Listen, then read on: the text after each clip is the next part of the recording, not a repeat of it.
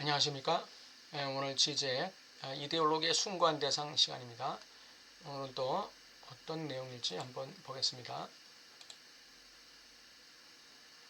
네, 이미지와 응시, 오늘은 이미지와 응시에 대해서 나왔습니다.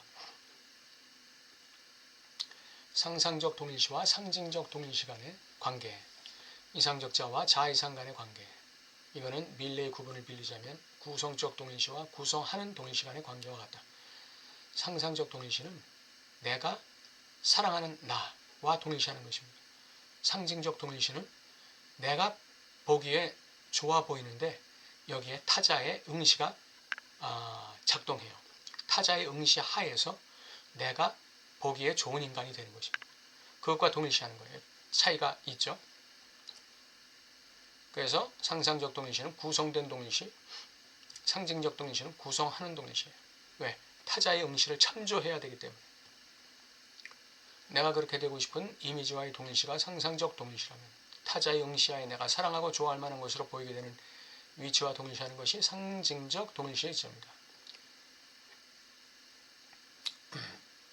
내가 되고 싶은 이미지와의 동일시가 상상적 동일시예요.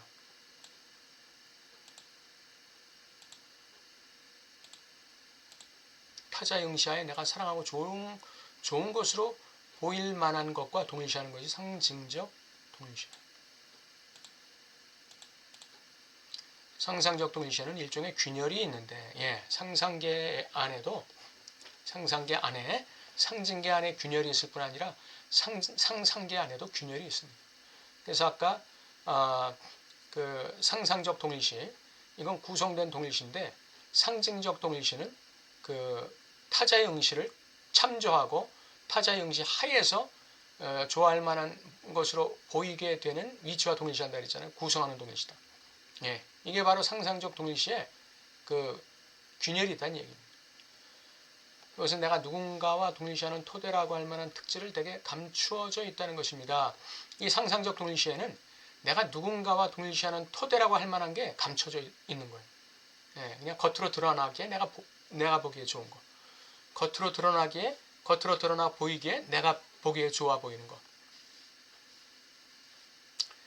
1986년 예를 들어서 이 아이들이 아이돌을 보고서 이 상상적 동일시를 하죠. 그러나 거기 균열이 있어요. 그 균열이 뭡니까? 아버지가 이걸 좋아하실까? 엄마가 이걸 찬성하실까? 여기에 이 균열이 있는 것이죠. 그래서 아이의 마음에는 그 대타자의 그 응시하에서 좋아 보일 만한 것으로 동일시하는 그런 상징적 동일시에 대한 관점이 감춰져 있다는 것이죠. 1986년 오스트리아 대선에서 발타임을 대중들이 동일시한 것은 발타임이 자신의 불미스러운 과거를 회피한다는 것을 유권자들이 동일시하는 한 해서였던 것이다. 발타임이 굉장히 정치적인 어떤 뭐라 그러죠? 실로 불미스러움이 많이 있는 사람이었어요. 그런데 왜 대중들이 발트하임의 그 겉모습의 이 어떤 카리스마적인 모습에 발타임을 지지했는가? 그 발타임의 카리스마적인 이 모습에 동일시한 건 상상적 동일시예요. 그러나 그 안에 뭐가 감춰 있다는 거예요?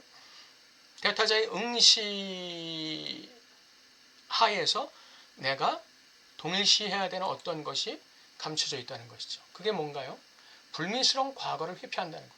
일반 대중들도 다 불미스러운 과거가 있었어요. 그러니까 이 대중들이 이 발타임의 이 화려한 모습에 매료됐다는 것은 뭐죠? 자기들의 모습을 발타임처럼 화려하게 보이기를 원하는 거예요. 그래서 자신의 불미스러운 과거를 자기 유권자들 스스로도 회피하는 거예요. 그래서 이 상징적 동일시를 감추고 있는 한에서의 상상적 동일시란 것이죠. 여기서의 상징적 동일시는 어떻게 된 거예요? 배제된 것이죠.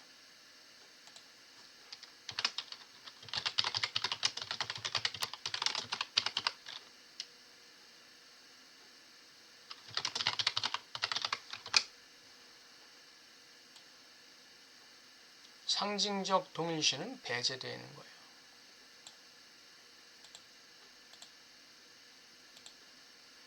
여기서 얻을 수 있는 이론적 교훈은 우리 역시 타인의 약점, 결점, 죄의식과 동일시할 수 있다는 것이다. 따라서 실패를 지적함으로써 우리는 뜻하지 않게 그 대상과의 동일시를 강화시킬 수도 있다. 이 흔적을 히틀러에게서 발견할 수 있다. 예, 타인의 약점, 결점, 죄의식 이것과 동일시할 수 있다는 거예요. 예. 그러니까 발타임을 선택했다는 것은 바로 그 발타임의 약점, 결점, 죄의식과 동일시한 거죠. 일반 대중들이, 유권자들이. 따라서 실패를 지적함으로써 우리는 뜻하지 않게 그 대상과의 동일시를 강화시킬 수도 있다. 그러니까 이러한 실패, 이 발타임과 이 유권자들의 이 실패, 이 결점, 약점, 죄의식 이게 동일시됨으로써 그 발타임과의 동일시가 강화되어 버리는 것이죠. 예. 발타임의 실패, 그 약점이 나의 약점인데, 나도 약점이 있는데 그 약점을 서로 공유한 사람으로서 그 발타임을 지지했다는 것은 상상적 동일시 안에 굳세게 머무는 것이죠. 그러면서 그 대상과의 동일시를 강화시키는 가속제가 되는 거예요.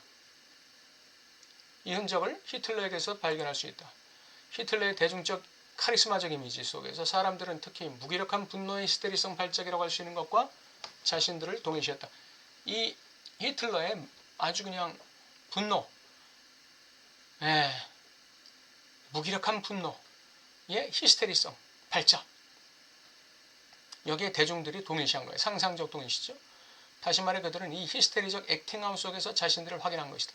즉 히틀러와의 상상적 동일시 내면에는 히틀러라는 대타자의 응시 아래 대중들이 자신의 무력함을 커버하면서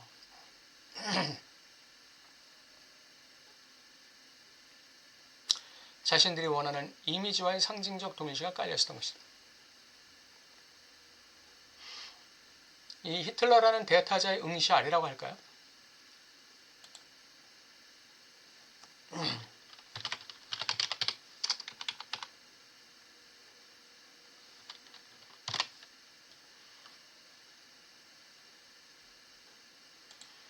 유대인이라는 대타자의 응시 아래서 이게 맞는 것이죠.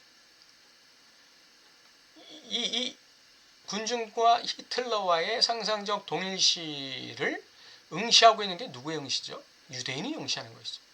그래서 유대인들은 바로 히틀러와 상상적 동일시를 하고 있는 그 독일의 대중들이 자신의 무기력함을 커버하면서 자신이 원하는 이 히틀러의 그 아주 히스테리성 그 발작의 이미지와 상상적 동일시를 하면서 상상적 동일시를 했던 것을 응시하고 있는 것이죠.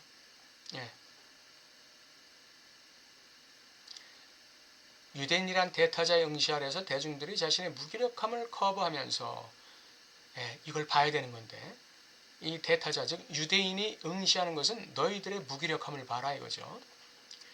근데 이걸 독일인들은 커버했어요. 그러면서 자신들이 원하는 이미지와의 상상적 동일시가 했던 것이죠.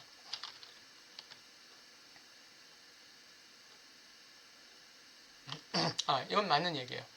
그러니까 유대인이라는 대타자의 응시 아래에서 자신의 무기력함과 상징적 동일시를 해야 되는데 그걸 안 하고 깔아놓고 상상적 동일시만 했다 이거죠.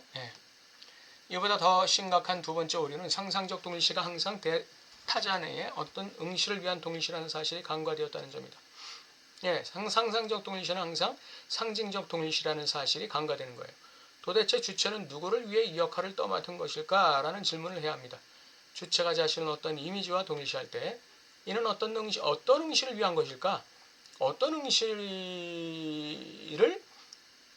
즉 그 상징적 동일시를 배제시켜 놓고 하는 것일까?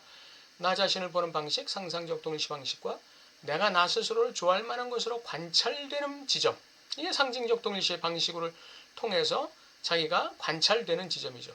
이것 사이의 간극은, 그러니까 다시 말하면 상징적 동일시와 상상적 동일시 간의 간극은 히스테리를 소위 히스테리적 연극을 이해하는 데 매우 중요하다.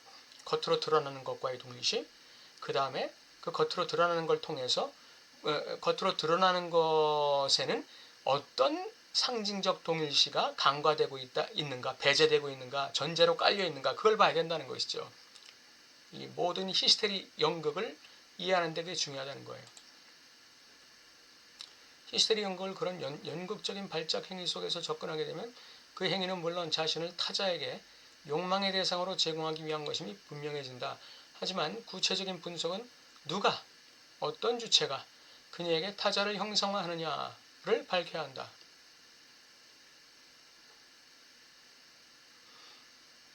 히스테리, 그러니까 연극 속에서 히스테리 여성의 그 발작 행위, 이 발작 행위는 자신의 행위를 통해서 자신을 타자에게 욕망의 대상으로 제공하기 위한 것임이 분명한데, 그것은 뭘 전제로 하고 있느냐?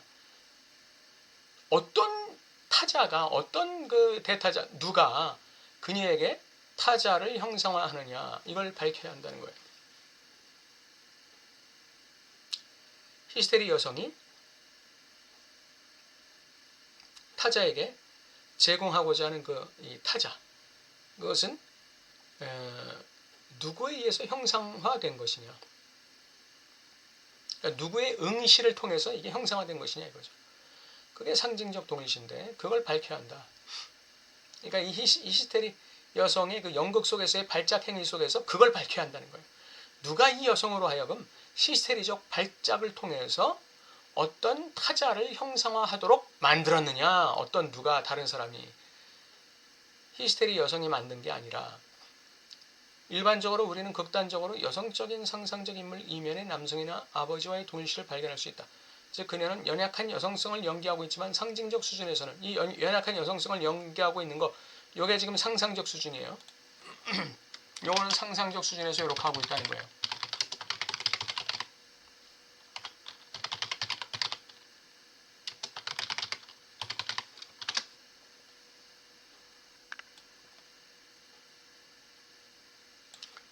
상상적인 히스테리 수준에서는 이렇게 하고 있어요. 그러나 상징적 수준에서는 아버지의 응시와 동일시하면서 그것에 자기 자신이 좋아할 만한 것으로 보이길 원하는 것이다. 이 아버지에게, 이 타자 아버지의 응시와 동일시하면서 아버지에게 자기 자신이 좋아할 만한 것으로 보이기를 원하는 거예요. 아빠 마음에 드는 그런 자기 자신, 자신이 아빠가 좋아할 만한 것으로 보이길 원하는 거예요.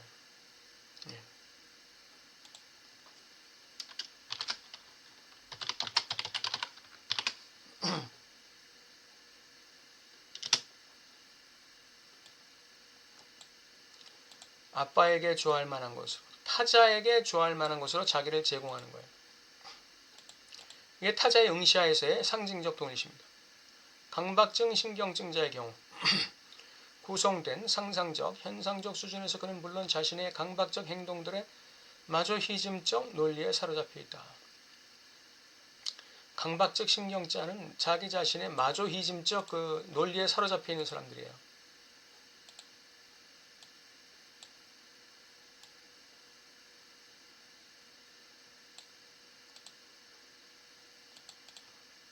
그는 스스로를 비하하고 자신의 성공을 방해하고 실패를 조장합니다. 그러나 여기서 중요한 문제는 역시 사악한 초자의 응시를 어떻게 위치시킬 것인가 하는 문제입니다.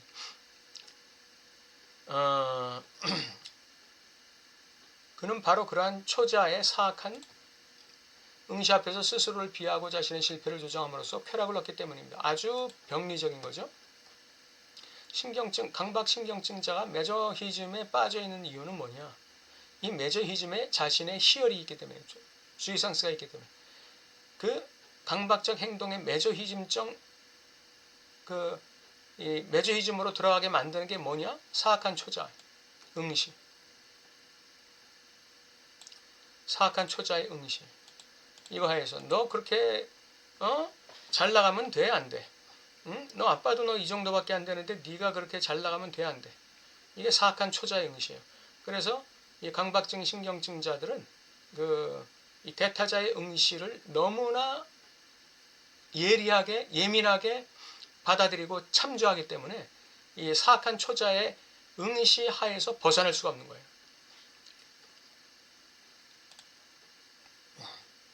이런 간극은 대타적, 대자적이라는 해결의 두 개념을 통해 아주 쉽게 이해할 수 있습니다.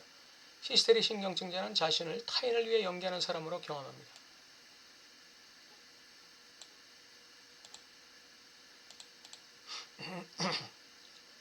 히스테리 신경증자는 자신을 연기하는 사람으로 등장시키는데 한편으로는 상상적인 차원에서 상대방의 욕망의 대상이 됨으로써 상상적 동일시의 차원을 분출시키고, 또 한편으로는 대타자의 응시를 지각하면서 자신을 대타자에게 좋게 보이는 존재로 부각시키기 위한 연기를 하는 사람. 이 두 가지로 히스테리 신경증자는 연기를 하는 거예요. 그러니까 하나는 상상적 동일시 차원의 연기, 또 하나는 상징적 동일시 차원의 연기를 하는 것이죠. 그의 상상적 동일시는 바로 대타적 존재이다. 이에 대해 정신분석이 청취해야 하는 중요한 전환은 그로 하여금 어떻게 그 자신 스스로가 자기 연기의 관객이라고 생각했던 그 타자인지를 깨닫도록 하는 것이다. 자기가 바로 관객이에요. 그러니까 관객이 자기를 동일시할 수 있게 만드는 거예요. 자기를 욕망하게 만드는 것이죠. 다시 말해 어떻게 그가 그의 대타적 존재가 그의 대자적 존재인지를 깨닫도록 하는 것이다. 그 다음 단계는 뭐죠? 이 연기를 하고 있는 히스테리 환자를 대타적 존재로부터 대자적 존재로 변환시키는 거예요. 피아반둘룽 시키는 것이죠. 변신시키는 것이죠. 어떻게 그가 그의 대타적 존재가 어떻게 해서 그의 대타적 존재가 그의 대자적 존재인지 깨닫도록 하는 것이다. 내가 그 타인을 위해서 나와 상상적 동일시를 하게끔 연기하는 사람인데, 그 안에서 내가 뭘 깨달아야 돼요? 내가 지금 나에게 상상적 동일시를 하게 만들고 있는 그 타인의 응시를 내가 지각해야 된다 이거죠. 그럴 때 히스테리 신경증자는 대자적 존재로 변신될 수 있다 이거예요. 타인을 위해서 연기하는데 그 타인이 나를 동일시하게끔, 나를 욕망하게끔 연기를 하고 있어요. 지금 상상적 차원에서. 그런데 그 안에서 히스테리 환자는 뭐를 갖다 지각해야 되느냐면, 내가 지금 나와 상상적 동일시를 하도록 만들고자 하는 저 타인들의 응시를 지각할 줄 알아야 돼요. 그때 대자적 존재로 내려가는 것이죠. 왜냐하면 그는 자신의 연기를 보고 있다고 생각한 그 응시와 자신을 이미 상징적으로 동일시하고 있기 때문이다. 그래서 대자적 존재가 되는 거예요. 우리는 보통 선량한 보통 사람에 대한 디킨스의 찬사를 발견한다. 유대인이 그랬죠. 이는 행복하며 친밀하고 때묻지 않은 세계와의 상상적 동일시라고 할 수 있다. 하지만 바로 여기 디킨슨만의 기만이 있다. 선량한 보통 사람이 좋은 것으로 보이려면 디킨슨은 어느 지점에서 그들을 응시해야 할까? 선량한 보통 사람이 좋은 것으로 보이려면 디킨슨은 어느 지점에서 그들을 응시해야 할까요? 권력과 돈으로 부패한 세계가 아니라면 그것은 어디란 말입니까?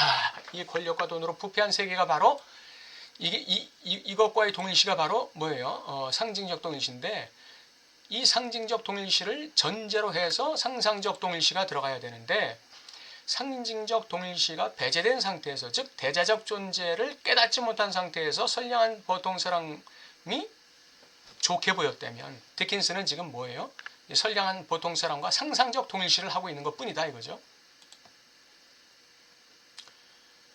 우리의 농촌생활, 시골축제, 대낮에 휴식을 취하는 농부들을 담은 브리겐의 목가적인 후기작들에서도 동일한 감각을 확인하게 됩니다.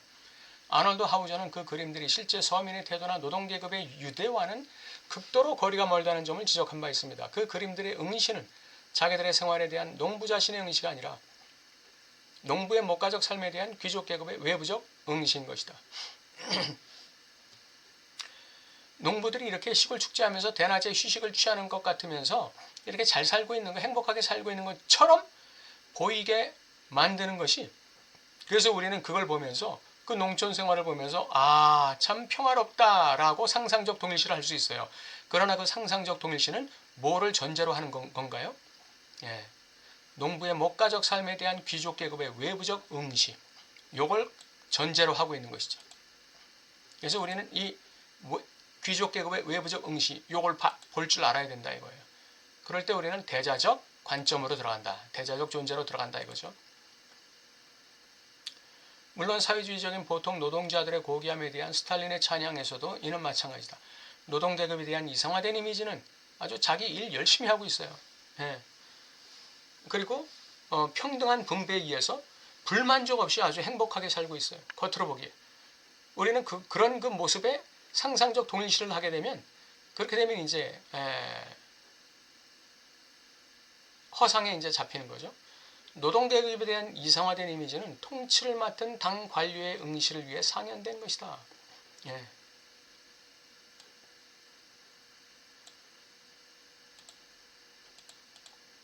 포만의 체코 영화들은 일반 소시민을 볼품없는 의지와 헛된 꿈을 가진 사람들로 조롱한다는 점에서 전복적이다. 예, 포만의 체코 영화들은 일반 소시민들을 행복하고 불만족 없이 살아가는 어떤 평화롭고 여유 있는 그런 사람들로 보는 게 아니라 볼품없는 의지를 가지고 있고 헛된 꿈을 가진 사람들로 조롱한다는 점에서 전복적이에요. 이는 그들을 통치하는 관료들을 조롱하는 것보다 훨씬 더 위험하다. 예, 포만은 자기의 영화를 통해서 이 일반 소시민들을 조롱하고 비판했어요. 그 소시민들을 통치하는 관료를 직접 조롱하지 않았어요. 관료들을 직접 비판하지 않았어요. 그러나 그 관료를 직접적으로 비판하는 것보다 훨씬 더 위험한 것이 뭐냐? 일반 소시민을 이렇게 조롱하고 비판했다는 것이죠. 왜 그러냐? 포만은 관료의 상상적 동일시를 파괴하려고 하지 않고, 예, 관료들은 지금 어떤 상상적 동일시를 하고 있어요? 우리의 이 권력을 가지고 이 일반 소시민들을 이렇게 짐승처럼 잘 먹이고 잘 살리고 있다 하는 것이 바로 관료의 상상적 동일시예요. 근데 포만은 그 관료의 상상적 동일시는 지적하지 않았어요. 그리고 오히려 현명하게도 관료들의 응시를 위해 상연된 스펙터클의 가면을 벗겨, 즉 뭐예요? 소시민들의 가면을 벗겨서 상징적 동일시를 뒤집는 방법을 선택한 것이에요. 이 소시민들의 그 상징적 동일시, 소시민들이 상징적 동일시를 해야 될 건 뭐죠? 관료들은 자신들의 권력 의지와 이권을 위해서 우리를 지금 요 정도의 삶으로 유지시키고 있는 거야. 그걸 동일시할 때 소시민들은 상징적 동일시를 하는 거거든요. 관료들은 자기들 권력으로 이 시민들을 갖다 행복하게 만들고 있고 불만 없게 만들고 있어 라고 착각하고 있는 것이 그들의 상상적 동일시란 말이에요. 예. 그럼 관료들의 상징적 동일시는 뭘까요?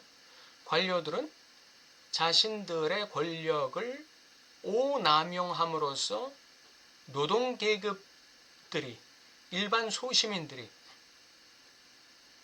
정말 볼품없는 삶을 불만족 없이 살아가게 만들고 있다는 이 양심의 이 가시를 볼 수 있어야겠죠.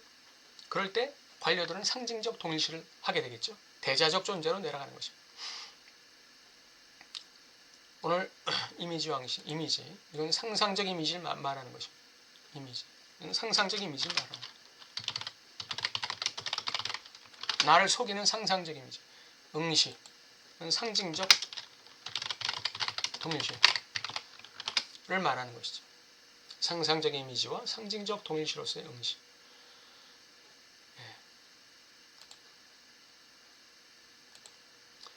오늘 이데올로기 숭고한 대상 이미지와 응시에 대해서 한번 살펴봤습니다. 다음 주에 또 뵙겠습니다.